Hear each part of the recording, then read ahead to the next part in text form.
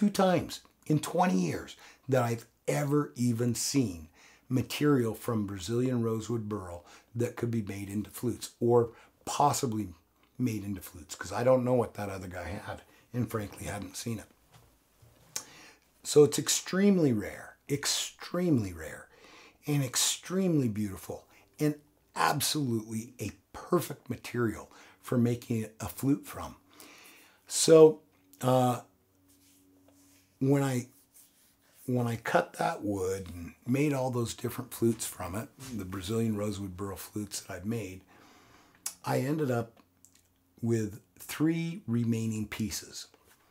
This one, 2 others that are up in my office right now that were left.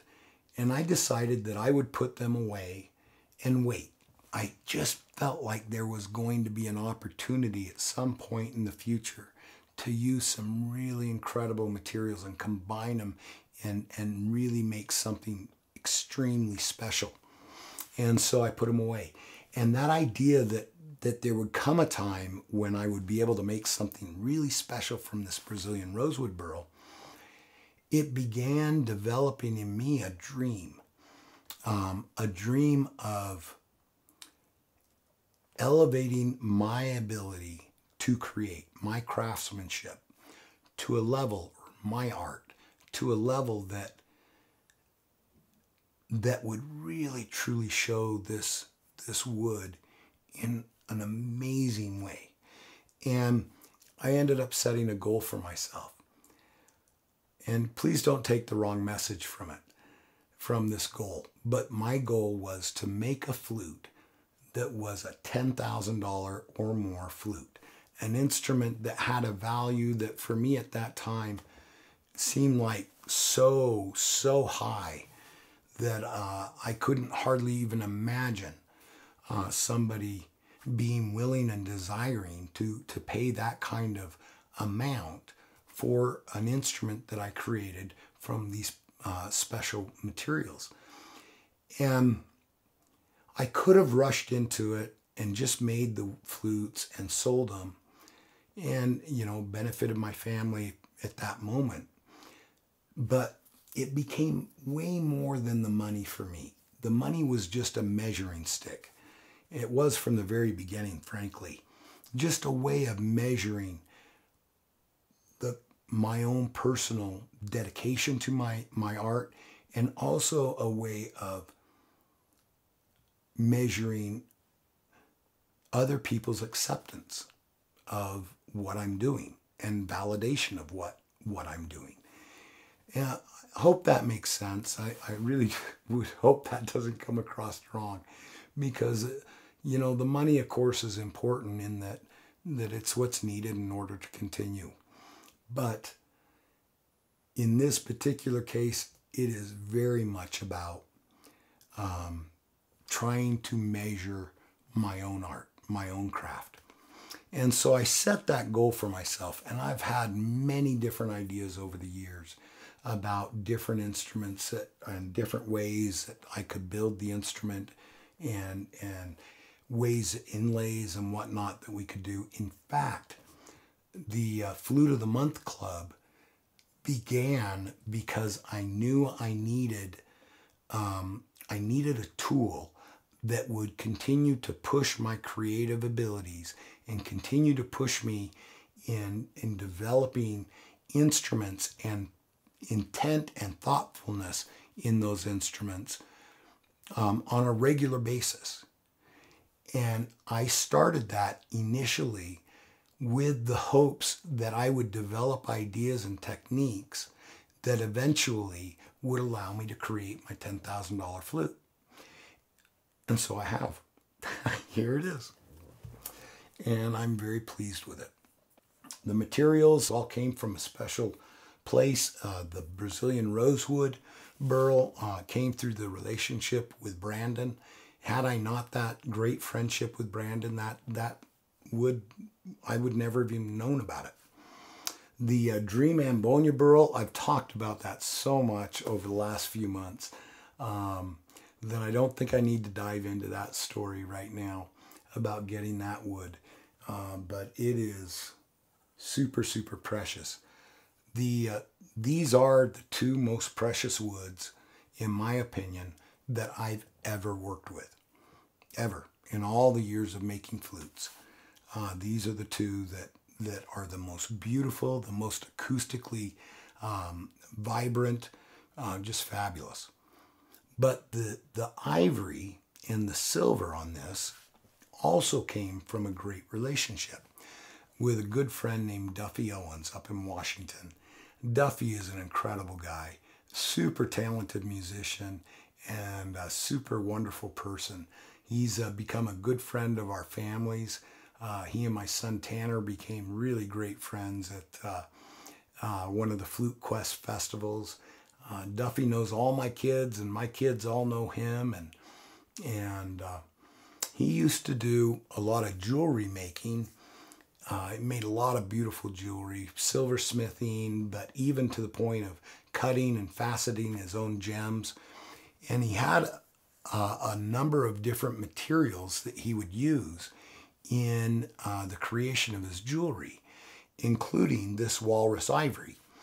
When I initially got the tusk, it was about this long. And I think the first day I cut just a thin sliver off of it, polished it up, sanded it and polished it really super smooth, just a little disc of this material, and I slipped it in my pocket. I don't know where it is now, but but I would walk around with that little piece of ivory in my pocket, and periodically just reach my hand down in there and feel it. I just love the feel of it. But it's probably been, oh gosh, it's got to have been at least 5 years, if not more, since Duffy and I traded for that ivory. And I never had used it on a flute because, I don't know, it's so cool as a full tusk. It was just so cool and I enjoyed it so much that I didn't really want to cut it up. But when we started with this flute, I knew I needed to take that material and make it part of this instrument, because to me, it's precious. I value the tusk because of my relationship with Duffy, and I value it because it's so beautiful, and I value it because it came from such a majestic animal. So also the silver on this flute also came from a trade with Duffy. He and I did a trade for a bunch of silver that he had from his jewelry making days. And the last material on here is gold. And you've got this gold that comes around this inlay down here. We've got gold dots inlaid in the ivory. And for me, the gold it was difficult to buy. The gold in here is gold that I purchased from Rio Grande. And it's crazy how expensive gold is. It just blows my mind. And it's funny. I spent a big chunk of money on getting this gold, and to me right now it doesn't look like all that much. It was just a couple of pieces of wire, some round wire and square wire, but I only had so much to work with, and everything I bought went into the flute. And I actually did this inlay down here a couple of times, and the first time I did it, I thought I'd gotten all the gold deep enough into the wood and everything. And when I sanded it, all of a sudden I started sanding through the gold and it was just gone. I was like, oh no. And so I had to go back in and re-inlay it. And then we ended up getting even a little bit of sand through on it here and there. And the problem is, if I continued sanding it and whatnot, I would have lost all of the gold that went into it and lost all the inlay.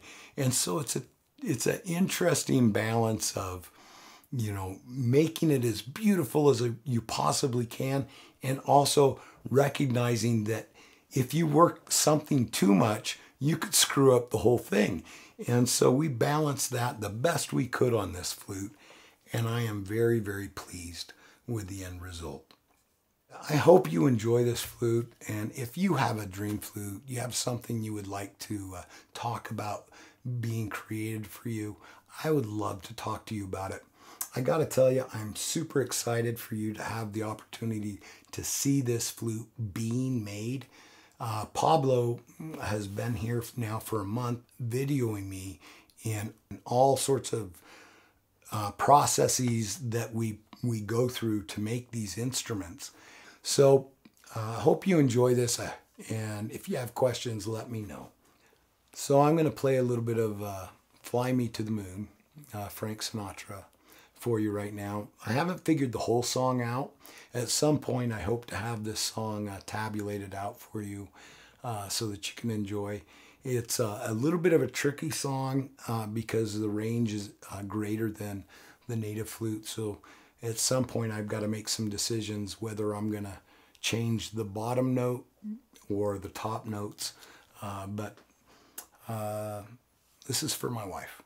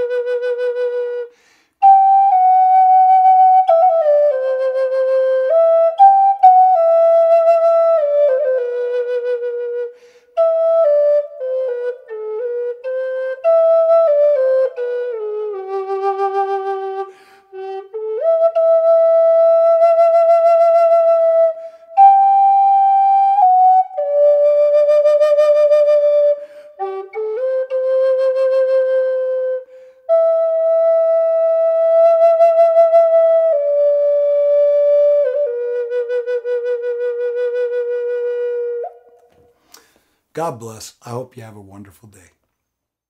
Whether you're dreaming of your first native flute or wanting to create some custom instrument, Woodsounds is where your dreams can be made real.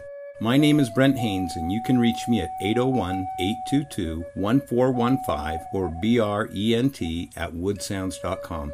Have a great day.